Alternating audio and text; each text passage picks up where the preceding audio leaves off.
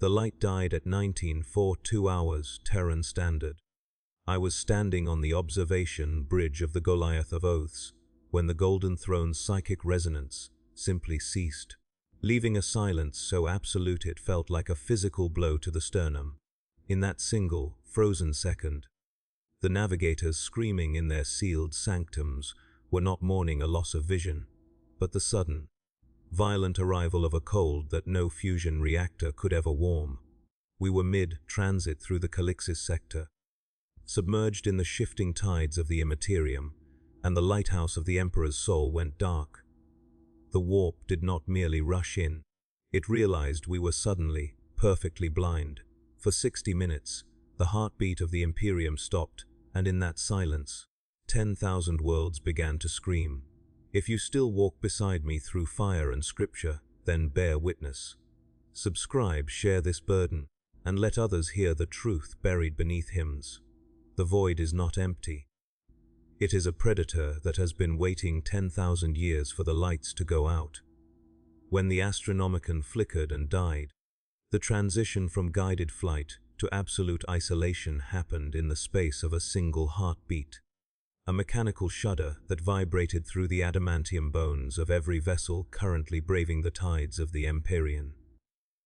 On the Goliath of Oaths, the immediate sensation was a loss of gravity, not of the physical sort maintained by the ship's internal generators, but a spiritual weightlessness that made the soul feel as though it were being pulled through a sieve.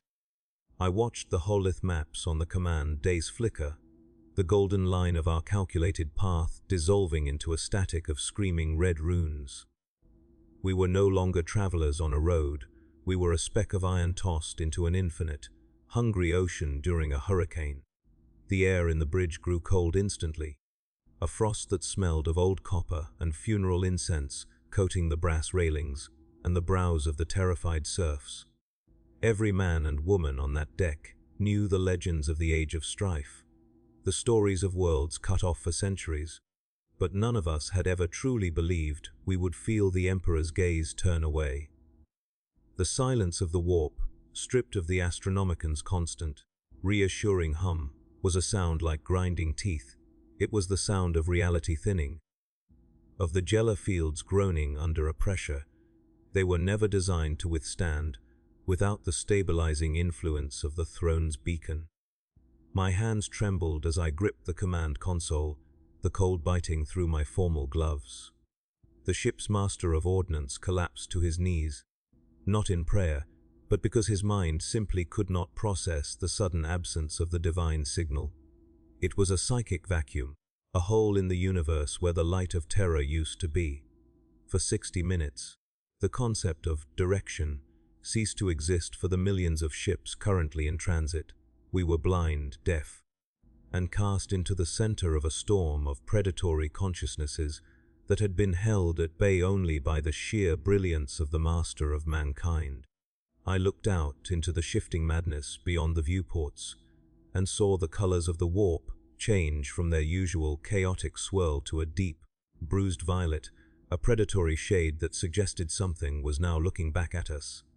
The Navigator's scream, broadcast over the short-range vox, was a jagged shard of sound that cut through the bridge's panicked murmurs. A high-pitched wail of a creature that had seen the sun go out and knew the dark was filled with teeth. In the lower decks, the terror was more visceral, a mounting tide of panic that spread faster than any Vox transmission. Without the psychic anchor of the Astronomican, the latent psychers kept in the ship's holding cells began to pop like overripe fruit, their minds unable to shield themselves from the sudden surge of raw warp energy.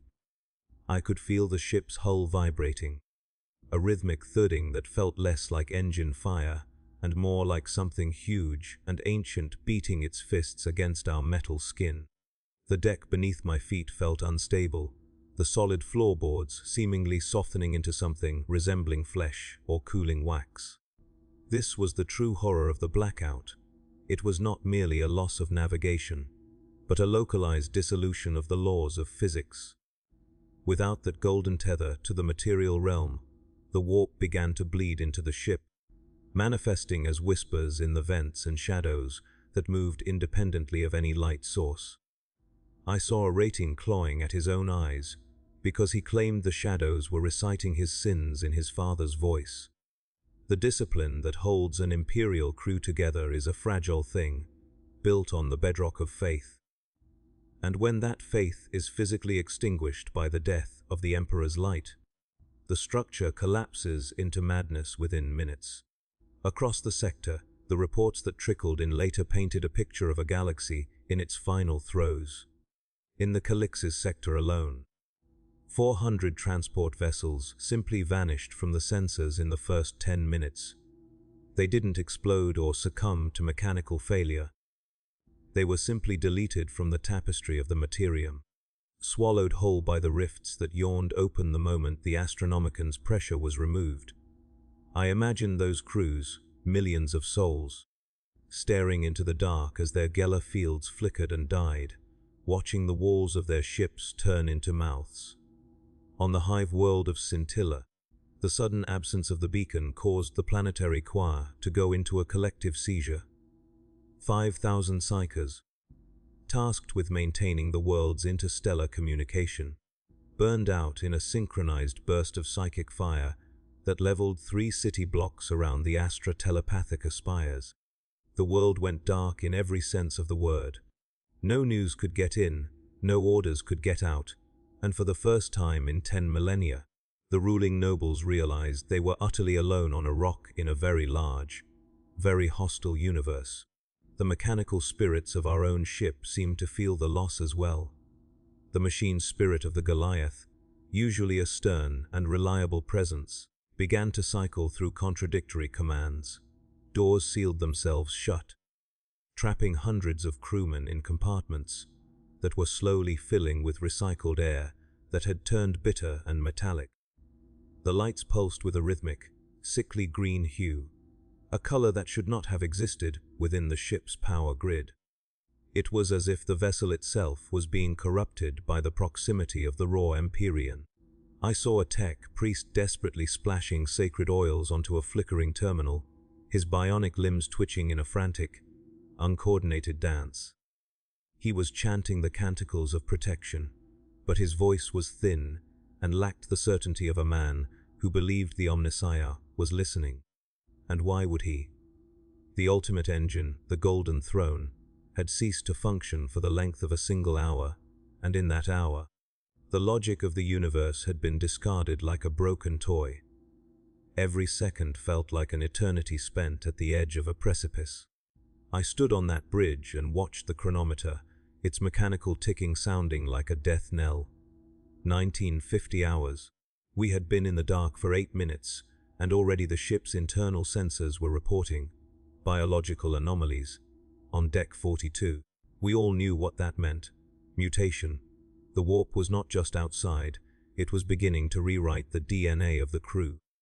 Those with weak wills or hidden taints were the first to change, their limbs lengthening, their skin turning to the color of bruised plums.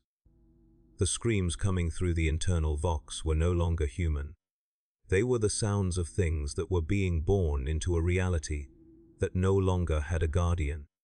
I ordered the security details to seal the lower decks, knowing full well I was sentencing thousands to a death of unimaginable horror. But the survival of the ship depended on maintaining the integrity of the command deck. I felt the weight of those souls on my shoulders, a heavy, cold burden that seemed to sap the very warmth from my blood. The tragedy of the Astronomican's failure was not just in the ship's loss, but in the permanent scars left on the collective psyche of the Imperium. For that hour, the Emperor was not a god. He was a corpse on a throne that had finally failed. That realization is a poison that stays in the mind long after the light returns. I looked at my officers, men who had fought orcs, Eldar, and traitors without flinching, and I saw the same hollow look in their eyes. We were orphans. The Great Father had stopped breathing, and the monsters were at the door. I saw a young ensign, barely 20 years old, quietly draw his bolt pistol and place the barrel in his mouth. He didn't say a word. He didn't even look afraid. He just didn't want to be there when the Geller field finally gave way. I didn't stop him. I didn't even have the strength to look away when he pulled the trigger. The crack of the shot was swallowed by the hungry silence of the bridge, a minor punctuation mark in a chapter of history that was being written in blood and shadow. As the 30-minute mark approached, the physical geometry of the bridge began to distort. The ceiling seemed to recede into an infinite height, while the floor tilted at an angle that defied the ship's artificial gravity. I had to strap myself into the command chair to keep from sliding into the darkness that seemed to be pooling in the corners of the room. The smell of ozone and rot became overpowering, a sickening mixture that made every breath a struggle. I closed my eyes, trying to recite the litany of fortitude, but the words felt hollow, like dry husks of grain. How can one pray to a light that has gone out? The silence from terror was the loudest thing I had ever heard. It was a roar of indifference that spanned the stars.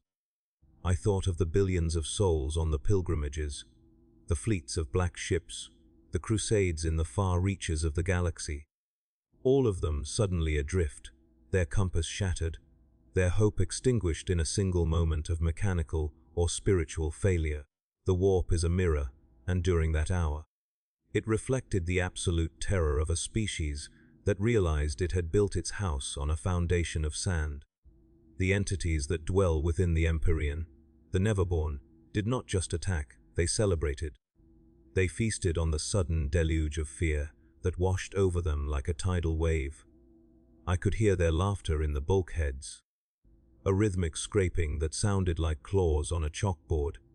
They weren't trying to break in anymore. They knew it was only a matter of time before the reality of the ship simply dissolved.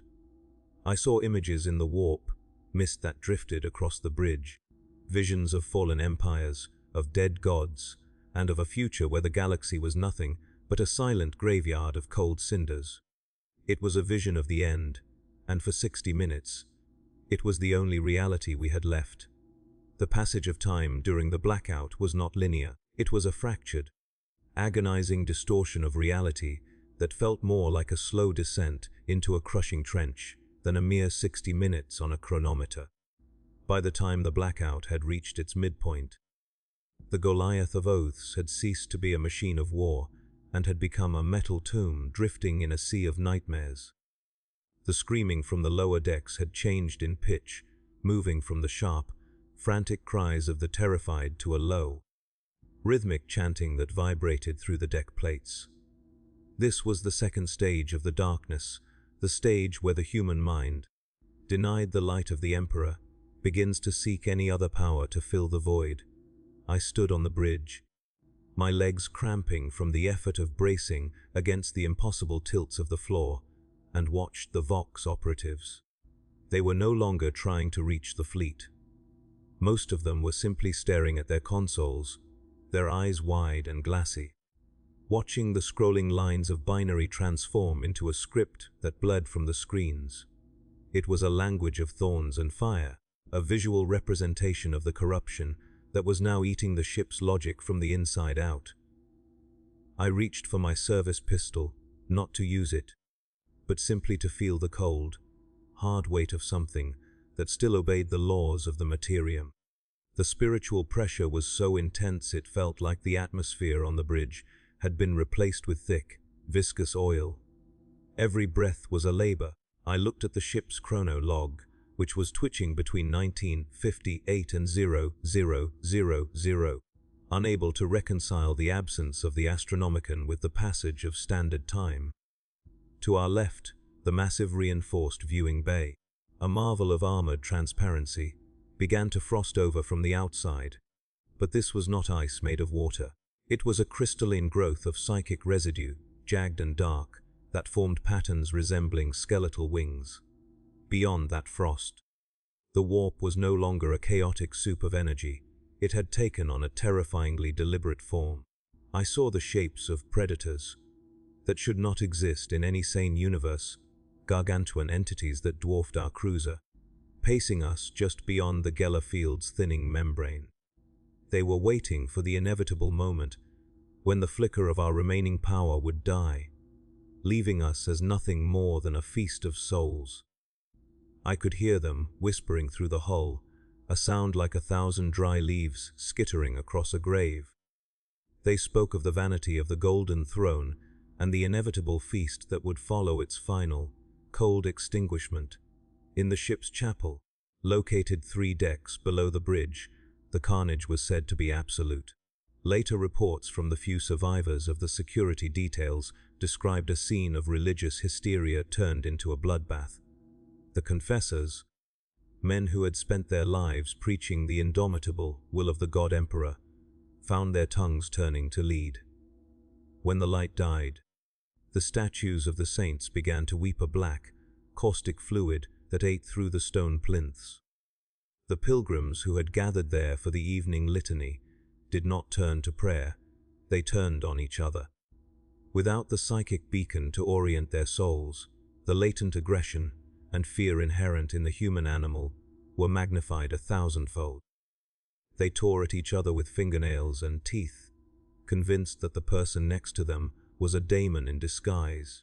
It was a microcosm of what was happening across the entire Imperium. On 10,000 worlds, the sudden silence of the Emperor was interpreted as his death, and in the wake of that death, the ancient, buried terrors of humanity came screaming to the surface. It was not just a navigation failure, it was an ontological collapse.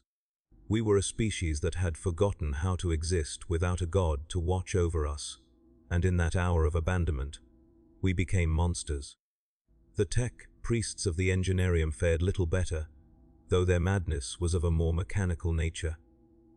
As the Astronomican's signal vanished, the delicate balance of the ship's warp drive, which relies on the beacon for calibration, went into a feedback loop. The chief engineer, a man more machine than flesh, reportedly attempted to merge his consciousness directly with the drive core in a desperate bid to stabilize the vessel.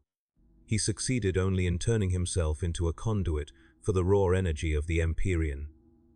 His bionic components fused with the reactor shielding, and his remaining flesh sloughed off in a localized distortion of the time stream. For the remainder of the hour, the Engineerium was a no-go zone, filled with the sound of a man screaming in binary, and the smell of ozone so concentrated it could strip the lungs of anyone who dared enter. The machine spirit of the Goliath was no longer a servant, it was a wounded, panicked beast, thrashing in the dark and venting superheated steam into the crew quarters without rhyme or reason. I felt the ship lurch, a massive, grinding shudder that felt like we had struck a reef of solid bone. We hadn't hit anything physical, of course. We had simply drifted into a pocket of the warp where the density of the aether was enough to resist the ship's forward momentum. I remember looking at the tactical display and seeing the icons for our escort ships blink out one by one. The shield of Ophelia, a frigate that had been our constant shadow for 3 sub-sectors, simply folded in on itself. One moment it was a proud vessel of the Imperial Navy.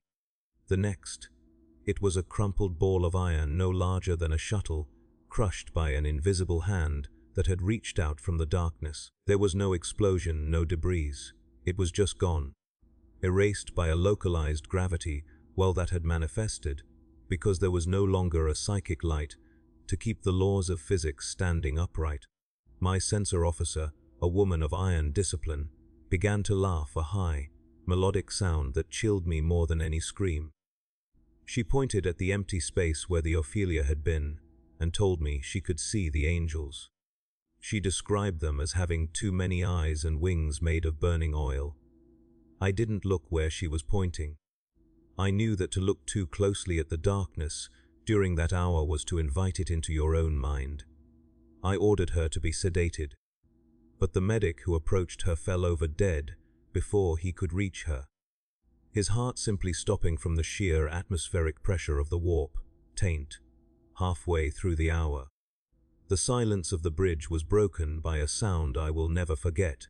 It was the sound of a bell tolling, deep and resonant, echoing not through the air, but through the very marrow of our bones.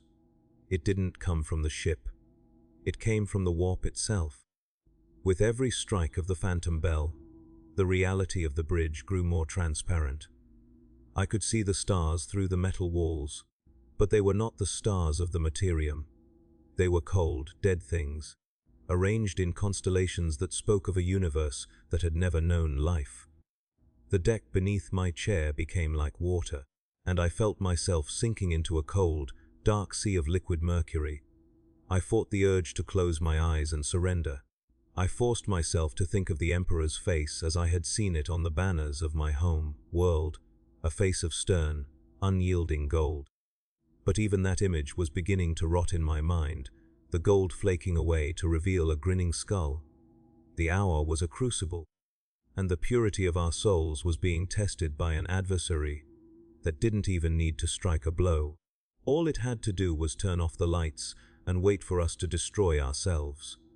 On the planet of Armageddon, millions of light years away, but connected by the same psychic shockwave, the Orc hordes reportedly paused in their eternal war, sensing the shift in the metaphysical balance. For a brief moment, even the green-skinned brutes felt a flicker of something resembling dread, though it quickly turned into a renewed frenzy as they realized their human prey was suddenly paralyzed with terror. On the forge worlds of the Mechanicus, the great foundries ground to a halt as the logic engines suffered catastrophic failures. The holy data streams were corrupted by a sudden influx of scrap, code that seemed to originate from the warp void itself. It was as if the universe was trying to reboot, but the operating system had been deleted. Every cogitator, every servo skull, and every vox caster in the Imperium became a potential gateway for the corruption. I saw a servo skull on the bridge, a relic that had been in my family for generations, suddenly turn its head 180 degrees and begin chanting in a voice that sounded like grinding glass. I had to crush it with my own boot to stop the sound. The physical sensations of that hour were a constant assault on the senses. The air tasted like old blood and stagnant water. The hum of the ship's engines had shifted into a dissonant thrum that caused my teeth to ache and my vision to blur. Every shadow in the room seemed to have a depth it shouldn't have, an extra dimension that invited the eye to wander into places it could never return from. I saw my own reflection in a dark monitor and didn't recognize the man staring back. His skin was the color of old parchment, and his eyes were leaking a thick, black fluid.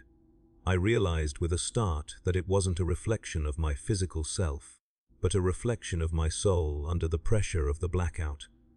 We were all becoming ghosts, fading remnants of a civilization that had just had its heartbeat stopped. The sheer scale of the catastrophe was impossible to grasp. If it was this bad on a single cruiser, what was happening on the throne world? What was happening to the High Lords, or to the Adeptus Custodes who stood guard over the failing machinery? The thought of the Golden Throne actually stopping, not just flickering, but dying, was a thought that could shatter a mind, and I suspect many millions died simply from the realization of that possibility. As we reached the 45-minute mark, the Jellerfield emitters began to scream. It was a mechanical sound, but it carried a human quality of agony. The shields were being eroded not by physical force, but by the sheer weight of the warp's desire to be inside the ship. I could see the edges of the bridge starting to fray, the metal turning into a fine grey ash that drifted upward toward the ceiling. A jagged rift, no larger than a finger, opened in the air above the tactical plot. It didn't bleed fire, it bled a cold, grey nothingness that seemed to suck the color out of everything it touched. My master of signal vanished into that rift. He didn't scream. He just faded, his body becoming a translucent outline before disappearing entirely. The bridge was becoming a graveyard of discarded possibilities. Every man who disappeared, every machine that failed, felt like a brick being removed from the wall that kept the species from the abyss. I felt a sudden, sharp pain in my head, a pressure behind my eyes that felt like a hot needle. I realized I was starting to hear the thoughts of everyone on the bridge, a chaotic, terrifying jumble of prayers, curses, and the whimpering of broken children. Without the Astronomican to act as a psychic dampener, the inherent telepathic potential of the human brain was beginning to leak out, uncontrolled and destructive. The darkness was not a passive state. It was an active, corrosive force. It ate at the memories of the crew. I found myself struggling to remember the name of my wife, the layout of the palace where I was born, or the face of the emperor. It was as if the blackout was erasing our history, preparing the galaxy for a new, darker age where the Imperium had never existed. I saw a veteran sergeant, a man with 100 medals and 1,000 scars, weeping because he could no longer remember the words to the imperial anthem. This was the most insidious part of the hour. It wasn't just killing us, it was unmaking us. It was stripping away the layers of civilization and faith that we had spent 10 millennia building, leaving us as naked, shivering apes in a universe that had no use for us. I bit my lip until I tasted blood, using the sharp physical pain to anchor myself to the present, to the cold metal of my chair, to the ticking of the broken clock. I refused to be unmade. I refused to let the darkness win before the hour was up. The lights of the ship gave one final, violent pulse of violet and then died completely.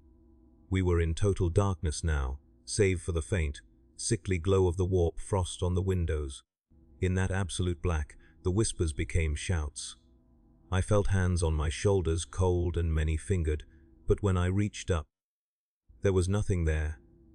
The bridge was full of things that didn't exist, and they were all leaning in close, waiting for the moment the Geller field finally snapped. I could hear the Navigator's voice again, no longer screaming, but laughing. He was laughing because he had finally seen what lay at the heart of the warp, and it was a joke he couldn't wait to share. I clutched the armrests of my chair, my knuckles white, and waited for the end. I waited for the hull to burst, for the air to ignite, for the daemons to manifest and end the suspense. But the end didn't come. Instead, the darkness just got deeper, heavier, until I felt like I was being buried under a mountain of cold ash. It was the 48th minute. 12 minutes remained in the hour that broke the galaxy. The transition into the 50th minute felt like the final collapse of a lung. By now, the air on the bridge of the Goliath of Oaths had lost all pretense of being a life-sustaining mixture of oxygen and nitrogen. It was a pressurized vapor of spiritual decay, thick with the taste of copper and the smell of a guttering candle in a tomb. Every man and woman still conscious was vibrating in sympathy with the ship's groaning superstructure, a physical resonance that threatened to liquefy internal organs. This was the hour where the boundaries between the soul and the machine dissolved. I looked down at my own hands in the dim, flickering amber of the emergency lumens and saw that my skin was beginning to turn translucent, revealing the pulsing, dark veins beneath. I was not just witnessing the end of a voyage. I was witnessing the end of the human form as a stable concept. The Astronomican had been the gravity that held our very atoms together, the singular point of objective truth in a subjective universe. And without it, we were simply data drifting toward corruption. On the planet of Mars, the heart of the cult Mechanicus, the silence of the beacon must have been felt as a digital apocalypse. Later archives, salvaged from the scrap, code-clogged data stacks hint at the great silence of the noosphere. For 1 hour, the shared consciousness of the tech priesthood was severed, replaced by a screaming feedback loop of ancient, forbidden protocols. In the lower vaults, where the most volatile machine spirits are kept under lock and key, the containment fields flickered. Machines that had served the Imperium for millennia suddenly turned their integrated weaponry on their masters, not out of malice, but out of a sudden, terrifying awareness of their own existence. The logic of the binary was replaced by the logic of the warp. I imagine the fabricator generals staring at the red runes of a dying empire, realizing that all their knowledge, all their STC fragments, and all their sacred oil meant nothing if the central fire of the throne world went out. The galaxy was not just losing its way, It was losing its mind. Back on the Goliath, the physical manifestations of the warp's proximity became undeniable. A fine, grey suit began to fall from the ceiling, but it didn't settle on the floor. It hovered in the air, forming the shapes of screaming faces that drifted through the officers' ranks. My first lieutenant, a man who had survived 3 separate tyrannic invasions, began to speak in a voice that was not his own. He was reciting the ship's manifest, but every item he named was being replaced by a date of death for someone on the bridge. He looked at me, his eyes leaking that same black ichor I had seen on the Navigator, and told me the exact second my heart would stop. I didn't strike him. I didn't even tell him to be silent. The authority of rank had vanished along with the light. I was just a man in a chair, watching the world burn in a cold, violet fire. I could feel the Jella field emitters reaching their breaking point. The sound they made was a rhythmic thumping, like a giant heart being squeezed in an iron fist. Each thud sent a wave of nausea through the deck, a physical rejection of our presence in this hellscape. On the hive world of Necromunda, the darkness precipitated a slaughter that would take centuries to fully document. In the deep hives, where the light of the sun has never reached, the disappearance of the Emperor's psychic presence caused a collective psychic snap. The gangs, the enforcers, and the trillions of laborers were plunged into a darkness that was not merely the absence of light, but the presence of something predatory. The sump began to rise, a tide of mutated filth that moved with a sudden, coordinated intelligence. In the spire tops, the nobles found that their expensive rejuvenate treatments were failing, their flesh age accelerating in minutes as the temporal stabilizing influence of the Astronomican vanished. It was a planetary scale panic. A riot of billions who realized simultaneously that the golden promise they had lived by was a lie. The enforcers didn't even try to maintain order. They used their last remaining power cells to barricade their own barracks, listening to the sound of the hive eating itself alive in the dark.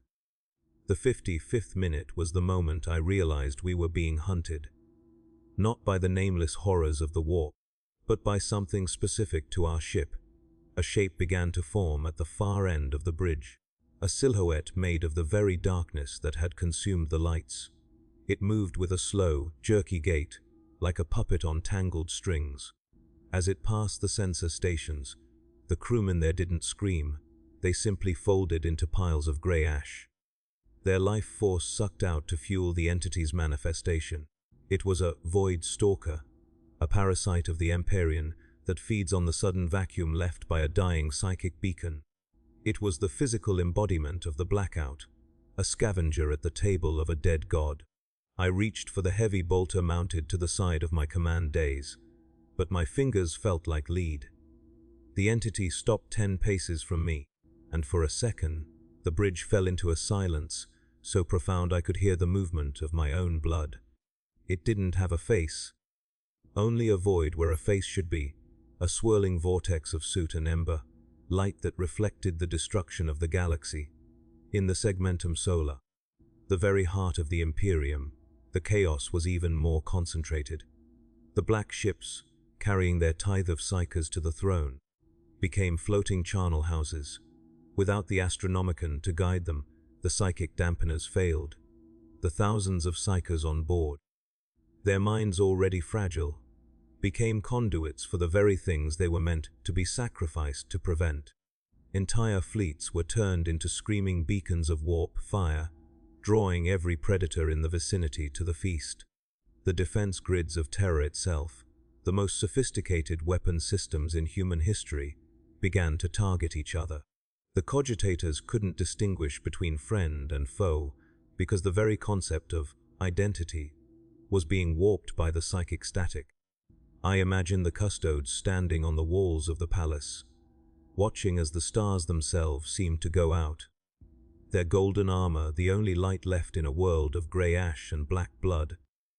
They must have known, in that hour, that if the light didn't return, they would be the last men standing at the end of time. I felt the Goliath of oaths begin to tip, not in a physical direction, but a metaphysical one. We were falling, downward, into the deeper layers of the warp, the places where the shadows have shadows, and the names of the gods are written in the screams of the damned. The hull started to glow with a dull, red heat, the adamantium plates groaning as they were stretched by the impossible geometry of the void. I saw the air start to crystallize into jagged shards of glass that hung suspended in the room.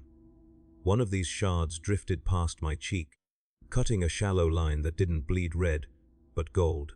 For a moment, I felt a surge of hope, thinking the light was returning. But then I realized it was just the last of my own faith, being physically extracted from my body. The blackout was a centrifuge, spinning the soul until everything that made us human was separated and discarded. I looked at the chronometer one last time. 19:59. 1 minute remained. That final minute felt like a century. The void stalker moved closer, its presence causing the air to turn to ice. I could see the outlines of my bridge officers, their forms flickering like bad hololiths. They were fading out of reality, their connection to the Imperium finally severed by the weight of the dark. I closed my eyes and tried to remember the face of my mother. But all I could see was the skull of the Emperor. I tried to remember the taste of water, but I could only taste the ash of the fallen worlds. The ship gave one final, cataclysmic shudder, a sound like a world breaking in half, and the Jella field collapsed. The roar of the warp was no longer outside. It was in my ears, in my lungs, in my very thoughts. I felt the cold fingers of the stalker reach for my throat, and in that moment of absolute, irredeemable despair, I realized that the Imperium had already lost. Even if the light came back, the memory of the dark would be our undoing. We had seen the end. And the end was us. The 60th minute was not a conclusion, but a threshold where the concept of the human soul was pushed through a needle's eye. On the bridge of the Goliath of Oaths, the air had reached a state of impossible density, a pressurized fog of psychic static that turned every movement into an act of monumental defiance. The void stalker's fingers were a hair's breadth from my throat, and in their shadow, I felt the history of my species being erased. This was the true horror of the blackout. It was a temporal solvent. In that final minute, I didn't just see the death of my crew. I felt the retroactive dissolution of our victories, the Great Crusade, the defense of Terra, the 1,000 wars we had bled for. All of it felt like a dream being forgotten by a dying man. The metal of the command chair was no longer cold.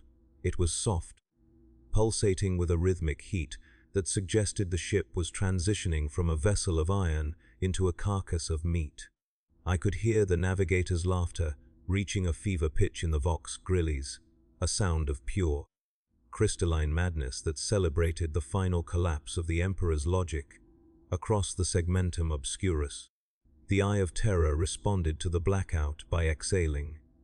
Without the pressure of the Astronomican to act as a psychic dam, the borders of the Great Rift surged outward in a tidal wave of unreality. Entire sub-sectors were swallowed in seconds, the light of their suns snuffed out by the encroaching purple haze of the Empyrean. On the world of Vigilus, the defenders reported that the very ground began to scream in the voices of the unburied dead. The Geller fields of the orbital platforms didn't just fail, they inverted, turning the sanctuaries into pressurized chambers of warp taint. Thousands of space marines, the indomitable sons of the Primarchs, found themselves fighting shadows that wore their own faces. The spiritual anchor that allows a transhuman warrior to stare into the abyss without flinching was gone. For 60 minutes, the greatest warriors of mankind were reduced to terrified children, huddled in the dark as their own armor began to fuse with their skin. It was a failure of the spirit that no amount of training or indoctrination could prevent. In the depths of the Goliath, the containment units for the ship's promethium reserves began to fail, but the resulting fires were not orange or red. They were a cold, translucent blue that froze everything they touched. I watched on a flickering monitor as a group of ratings were encased in sapphire ice, their expressions frozen in a permanent mask of realization. This was the hour of the cold sun, as the survivors later called it. It was a period where the laws of thermodynamics were discarded in favor of the whims of the neverborn. Gravity shifted again, and I felt the ship lurch as if it were being dragged into the gullet of a leviathan. The void, Stalker leaned in, and for a second, its vortex face was all I could see. I saw within it the end of the Imperium, not a grand explosion or a heroic final stand, but a slow, quiet rot into nothingness. I saw terror as a tomb whirled its fires out, its palaces filled with dust, and the golden throne occupied by a skeleton that no longer remembered its own name. The psychic shockwave reached the fringe worlds of the Eastern Fringe, where the Tau Empire reportedly observed the phenomenon with a mixture of clinical confusion and burgeoning dread. Their limited understanding of the warp left them unprepared for the sudden, violent shift in the galaxy's background noise. Their ethereals supposedly ordered a total shutdown of all interstellar communication, fearing a viral infection of the mind. Even they, in their sterile, technological arrogance, felt the weight of the Emperor's absence.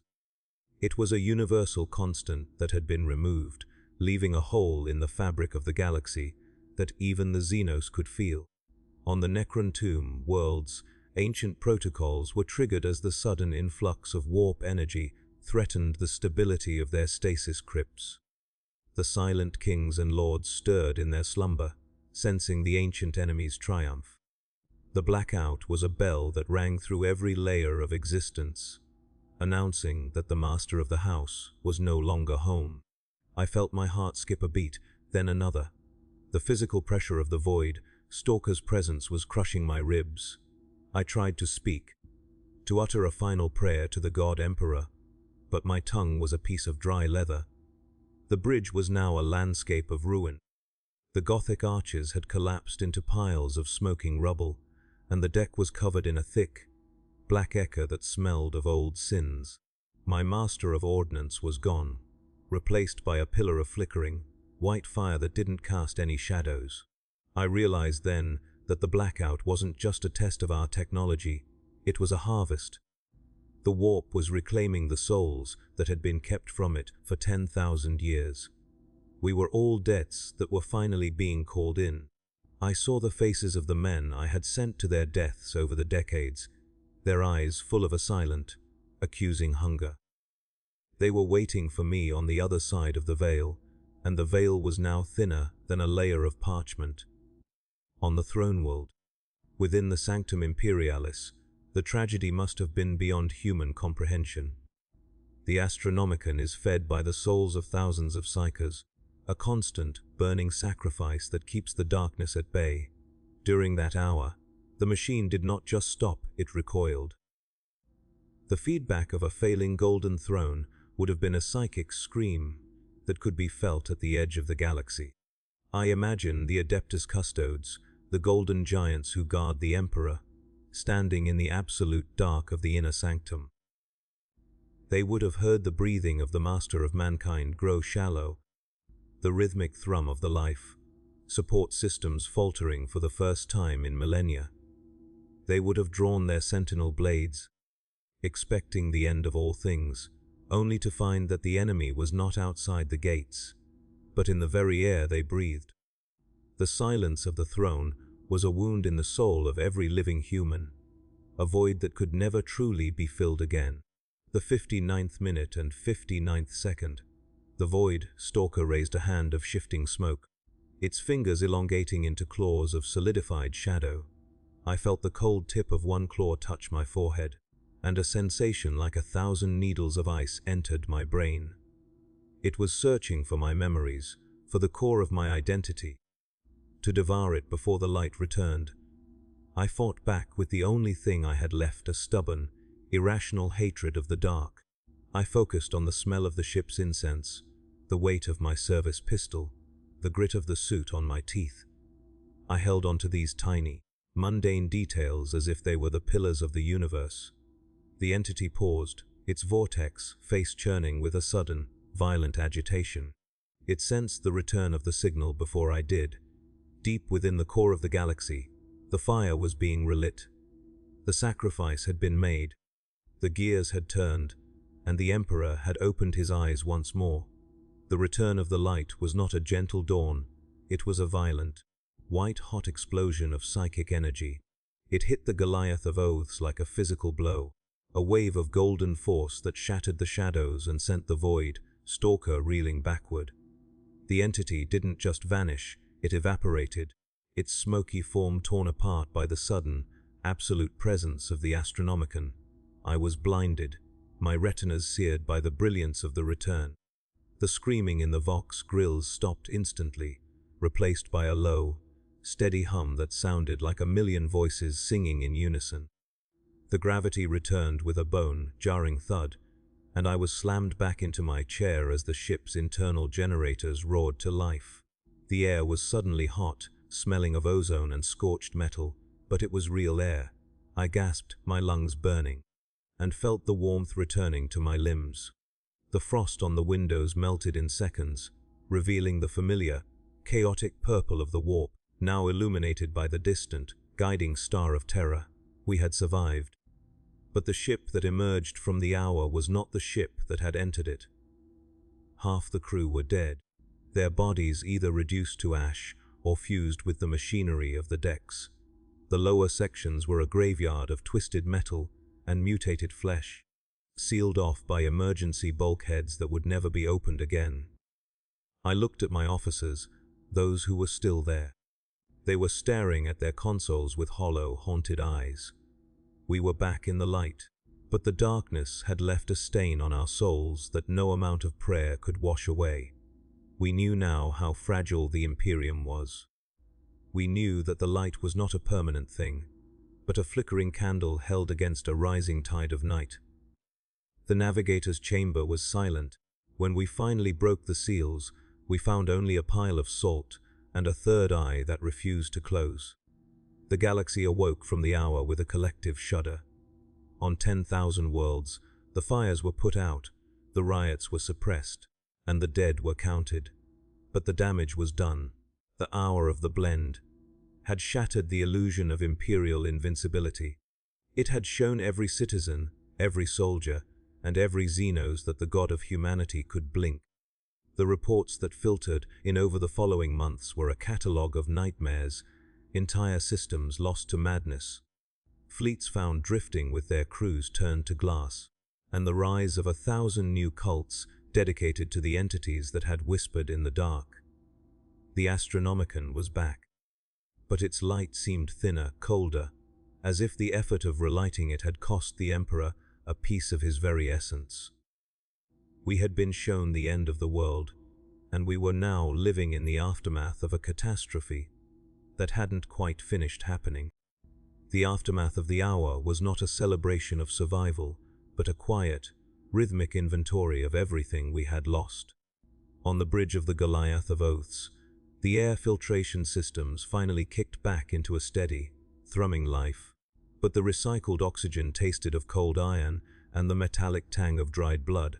I sat in my command chair, my hands still locked onto the armrests so tightly that my knuckles felt as though they might burst through the skin. The golden light of the Astronomican was back, a steady, pulsing throb on the secondary sensors, but it felt different now. It was no longer a warm sun. It was the clinical, unforgiving glare of a searchlight in a prison yard. It illuminated the wreckage of our reality with a cruel clarity. My bridge was a charnel house of burnt-out electronics and slumped forms. The master of signal, a man who had served the Navy for 40 years, was still sitting at his station, but his head was resting on the console, and a thick, black fluid was leaking from his ears, pooling around the sacred parchment of his duty logs. He had seen the silence, and his mind had simply chosen to stop. We spent the first few hours after the restoration in a state of catatonic shock. There were no orders given, because there was no one left with the will to command. I watched the chronometer, now ticking with a mocking, mechanical precision as it moved into the 21st hour of the day. The blackout was over, but the hour of the blind, had permanently altered the resonance of the ship. I could hear the bulkheads settling, a sound like a giant's bones shifting under a heavy weight. When the first reports finally started coming up from the lower decks via runner, since the internal vox was still screaming with the echoes of the Neverborn, they were a catalogue of a species unmade. Entire blocks on the mid-decks had been turned into slaughterhouses where no one could remember who had cast the first stone. The madness hadn't just evaporated when the light came back. It had settled into the marrow of the survivors. Men who had been brothers in arms for decades were found staring at one another with a new, sharp-edged suspicion. The trust that holds the Imperium together, that invisible web of faith and shared purpose, had been frayed to the point of snapping. Across the galaxy, the cost of that single hour was being tallied in the blood of billions. The High Lords of Terror would later issue a decree of sanctioned silence, a desperate attempt to suppress the true scale of the catastrophe. But you cannot hide a hole in the universe.